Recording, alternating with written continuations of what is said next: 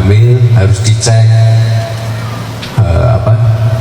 iodium, asam sulfat ini memenuhi enggak. Nanti kalau sudah melahirkan anaknya harus dicek juga. Ya, makanya kita bikin program makan siang gratis. Waktu deklarasi kemarin kami perkenalkan namanya Kartu Indonesia Sehat untuk ibu dan anak. Soalnya dari usia remaja yang cewek-cewek ini harusnya dicek untuk punya anemia apa enggak. Lalu ketika hamil harus dicek dia misalnya asam sulfat, iodiumnya terpenuhi enggak. Ketika anaknya lahir sampai 2 tahun ASI-nya terpenuhi enggak, berat badannya, tinggi badannya oke enggak. Lalu nanti setelahnya kita harus kawal terus sampai nanti dia besar, sampai 2045 nanti benar-benar jadi individu yang produktif untuk kemajuan bangsa. Kalian optimis nggak 2045 kita menuju bisa bersaing dengan negara-negara lain?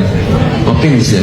Bukannya asam sulfat itu waktu saya belajar di sekolah itu kan sulfuric acid, itu kan untuk bikin baterai, bahan peledak, dan juga untuk bikin pupuk gitu kan. Ini kok susu hamil harus dicek apakah asam sulfatnya masuknya, jadinya harus modar, harus meleduk. Ini kan bukan slip of tongue ya, ini mungkin belajar dulu. Dan pendapat saya ya, coba tim sukses kasih ke ke calon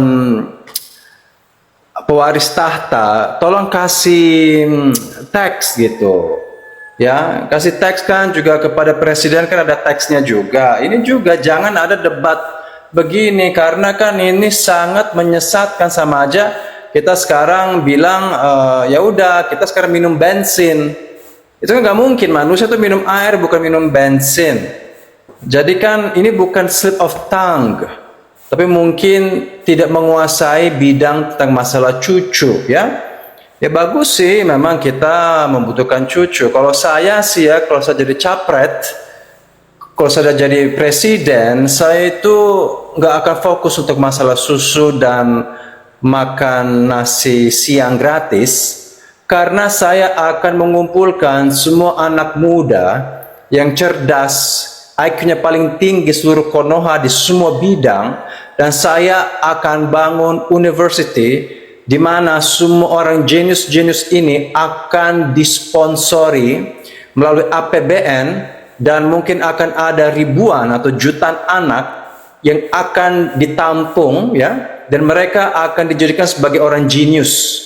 Dan mereka akan bisa menciptakan nanti handphone, aplikasi yang sama dengan TikTok, malah lebih bagus lagi, bisa bikin pesawat, bisa bikin mobil, motor. Dan itu dalam waktu 10 tahun kita akan menjadi negara berinovasi. Jadi 10 tahun kita akan mengubah situasi, dan habis itu dengan penemuan-penemuan ini kita bisa jual paten kan ke luar negeri, dan kita bisa membangun pabrik dan memberikan lapangan pekerjaan ke banyak orang. Kalau masalah susu dan makan siang gratis, itu kan menurut saya adalah zaman setelah Perang Dunia Kedua, sedangkan kita ini bukan dalam kondisi perang atau sesudah perang. Memang orang butuh makan, butuh susu, tapi itu kan sesuatu yang orang tua biasa aja bisa memberikan itu kepada anak. Tapi untuk masalah inovasi, bagi bangsa mengumpulkan semua orang jenius, dan itu akan dicari dari Sabang sampai Merauke, dikumpulkan, dan kita akan menjadi negara inovatif dan akan mengalahkan dunia yang bisa bersaing dengan China, Amerika, dan Israel. Itu kalau saya jadi capret, bukan kasih asam sulfat supaya banyak modar. Ya tolonglah, saya ini kok nggak ngerti ya. Ya menurut saya ini harus waspada lah. Kalau kita tampil di publik itu ya harus dilatih dulu. Ya ada pelatihan pidato, nggak bisa langsung terjun begini. Ya, saya nggak tahu, mungkin di Australia mungkin beda kimia ya, tapi saya rasa di Australia kayaknya pendidikannya cukup ketat gitu, dan nggak mungkin di Australia itu orang bisa lulus, bisa lolos kalau memang nggak cerdas. Ya karena saya pernah kuliah di Inggris 4 tahun, dan saya juga tahu standar Inggris seperti apa. Nah, standar Inggris dengan Australia itu sama. Karena Australia adalah mantan koloninya Inggris. Itu saja. Selamat modar, selamat meleduk. Tapi sebenarnya nggak penting juga ya. Ngapain punya ijazah tinggi, SDM-nya rendah? Kita hamil harus dicek dia misalnya asam sulfat yodiumnya terpenuhi nggak? Asam sulfat yodiumnya terpenuhi nggak?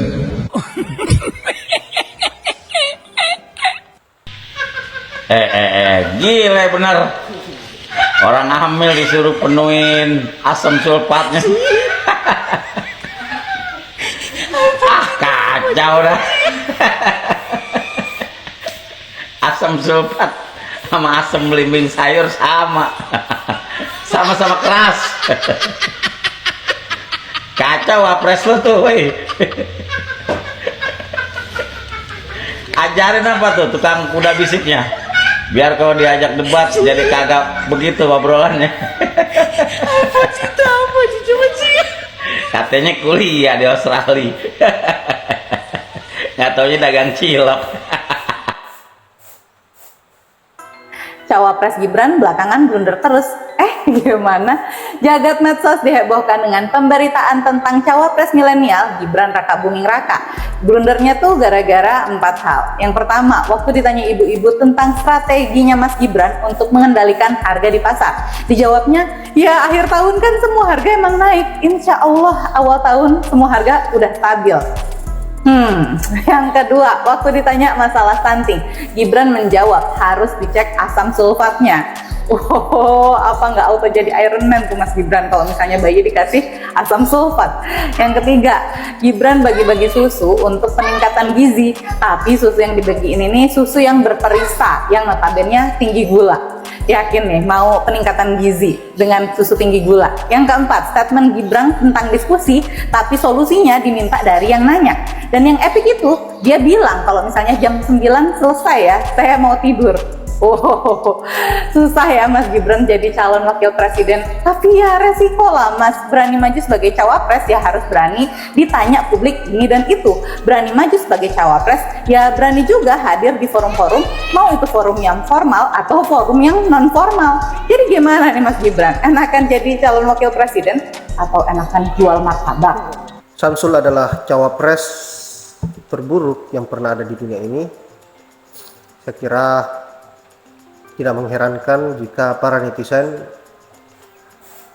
melakukan statement yang begitu keras terhadap Samsul atau Gibran, karena memang faktanya bahwa Samsul ini kebanyakan melakukan sebuah blunder yang tidak masuk akal, program-program yang tidak masuk akal, yang saya kira bahwa Samsul ini sia-sia sekolah tinggi-tinggi di luar negeri sana, tetapi otaknya tidak terisi sama sekali. Dan yang paling anehnya adalah masih banyak yang mendukung atau simpati terhadap si Samsul ini, padahal nyata-nyatanya Samsul dan keluarganya berusaha bagaimana agar bisa memperbudak seluruh rakyat Indonesia dengan mengobok-obok konstitusi yang ada di Indonesia dengan bermodalkan nama ayah yaitu Pak Jokowi. Samsul berhasil melenggang menjadi wali kota dan sampai sekarang bisa menjadi calon wakil presiden tanpa skill, tanpa sebuah rekam jejak yang memang betul-betul bisa dijadikan sebagai patokan untuk diberikan kepercayaan. Dan si Samsul ini hanya bermodalkan nama orang tuanya yaitu Pak Jokowi, sehingga bisa mengubah aturan-aturan yang ada di negara ini untuk memuluskan jalannya. Ini adalah contoh yang sangat buruk buat generasi kedepannya.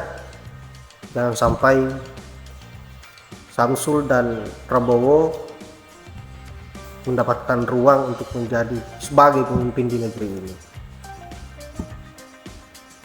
karena akan berpotensi untuk menghancurkan negara ini.